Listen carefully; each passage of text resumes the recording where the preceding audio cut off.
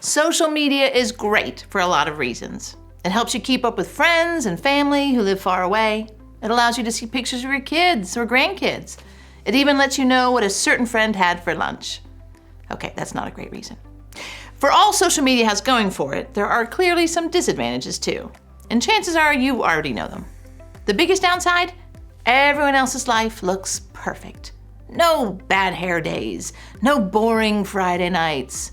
Everyone's family looks super close and fun. Everyone else seems to take amazing vacations. Everyone else seems to be accomplishing so much every day. All of which can make us feel like we don't quite measure up. In fact, even if you have a great marriage, a solid job, or the best friends in the world, it seems like you can always find someone on social media who's doing a little bit better in those areas than you. It can be really frustrating. And I don't know how you handle those moments, but I find myself wondering, why can't I be more like that? What's wrong with me? Am I ever gonna get it all together? Will I finally arrive? But it isn't just social media that does this to us. Just being a human can make us feel inadequate.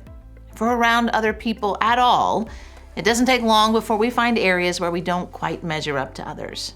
We don't have to work very hard to find the areas in our lives where we're lacking, where our weaknesses show up front and center.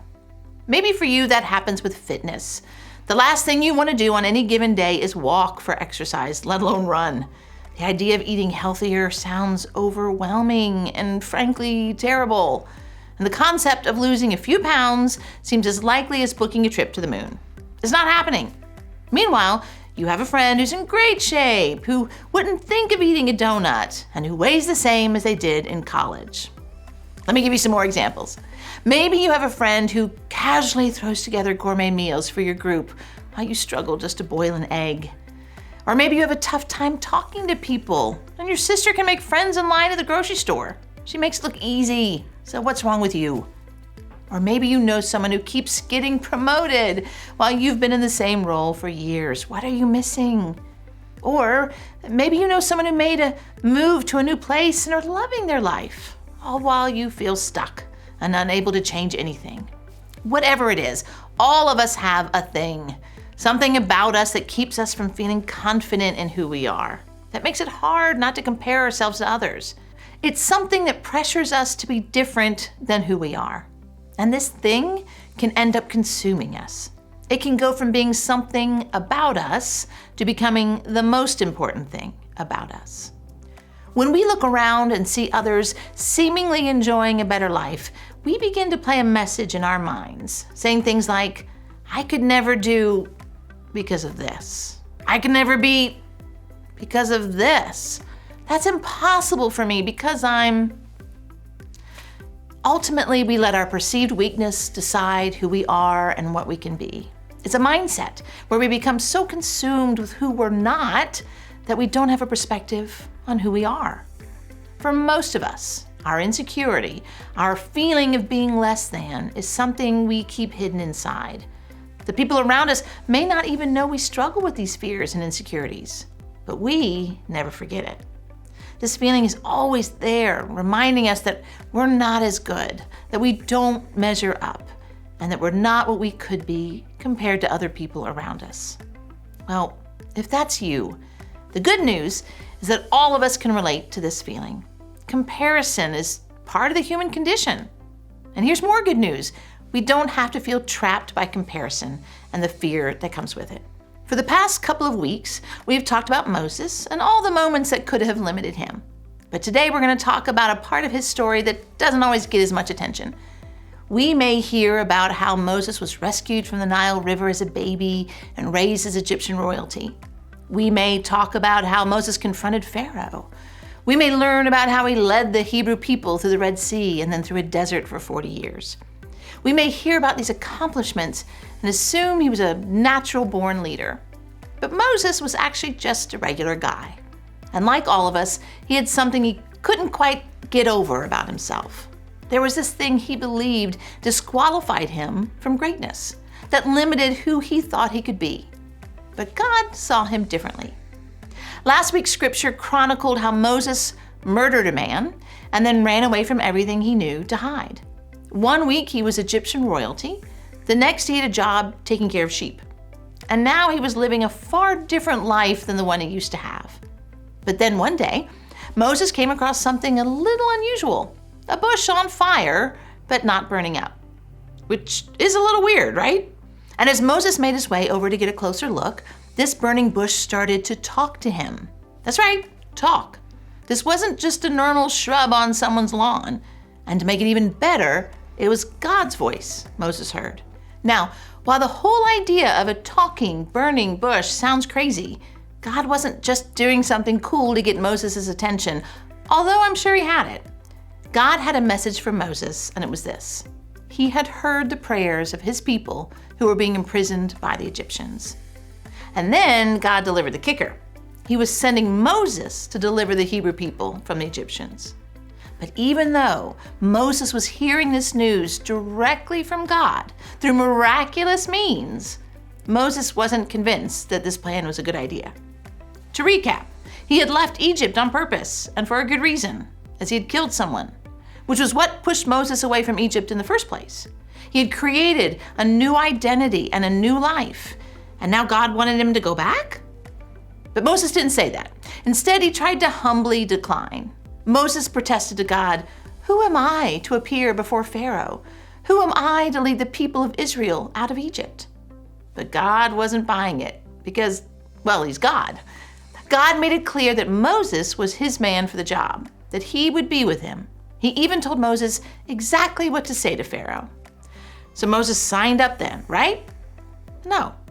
Moses pleaded with the Lord, "Oh Lord, I'm not very good with words. I never have been, and I'm not now. Even though you have spoken to me, I get tongue-tied and my words get tangled." I love this.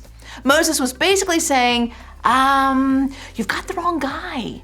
Moses had now moved from false humility to real humility. He was getting real about why he didn't have what it took to be a speaker. And he made a good point. A guy who was tapped to be a national spokesperson probably shouldn't have a speech impediment, right? But God didn't back down so easily. Then the Lord asked Moses, "Who makes a person's mouth? Who decides whether people speak or do not speak, hear or do not hear, see or do not see? Is it not I, the Lord? Now go. I will be with you as you speak, and I will instruct you in what to say." Now, I don't think God was angry when he said this. I think God was trying to help Moses see reality. God made him. God knew what Moses could and couldn't do. In other words, I think God was telling Moses, because of me, you can be braver than you think you are. You aren't alone. I am with you, and I made you. You don't have to figure this out by yourself. In the movies, this would be a great time to cue the dramatic music and watch Moses leave the conversation brimming with confidence and purpose. Instead, Moses dropped any pretense and resorted to outright begging.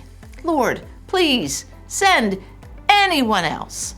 The pep talk didn't work, and now God was mad. He was inviting Moses to do something awesome, and Moses was begging to get out of it? So God suggested that Moses' brother Aaron come along and serve as Moses' speaker. But that didn't mean Moses was off the hook. God told Moses, "Talk to him, Aaron, and put the words in his mouth. I will be with both of you as you speak, and I will instruct you both in what to do."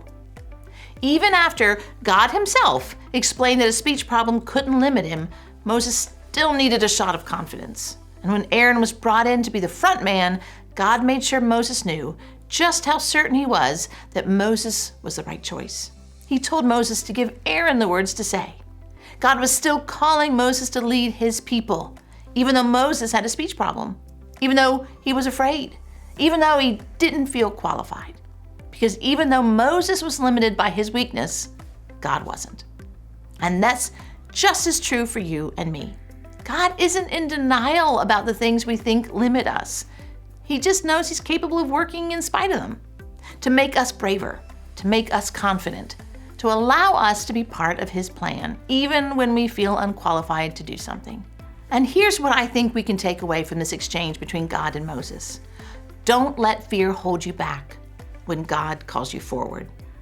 We may not be called to help an entire nation, but we can still be brave in facing things that seem impossible. because God is with us. God won't abandon us, and He will use us in spite of us. It's tempting to look at the people from the Bible and think they had their act together more than we ever could. But Moses is a perfect example of someone who had decided his life had limited possibilities, only to find out that God had more in mind. And it's possible that God has more in mind for you too. So ask yourself this question: what if the weaknesses in you do not limit God's plan for you? What would you do if you didn't constantly worry about whether you're smart enough, talented enough, confident enough, good-looking enough, outgoing enough, popular enough, good enough? What would you do if you were sure that God wants to use you and can use you just as you are right now? Would you serve somewhere in your church? Go on a mission trip? Be more public about your faith? Apply for that job? Take a chance on that relationship? And what would you do in your future if you were sure God could use you, weaknesses and all? What opportunity in your mind has been off limits that you could start to consider again? God has created and called you to do something. And like Moses, He can accomplish His purposes through your life regardless of what you think holds you back. As you think about what has held you back from going forward, think of one area where you feel limited. Think about what holds you back, and then ask yourself if you'd be willing to ask God to use you anyway and trust Him to do it. Today, you can leave here knowing that the thing you think is holding you back from opportunity is the very thing God can use to accomplish what He wants. You can know that your fear is what is holding you back, not your weakness. And even though moving forward in spite of our fear doesn't mean we'll always have immediate success, we'll learn more about ourselves and more about God in the process. And letting go of fear can lead to a limitless life.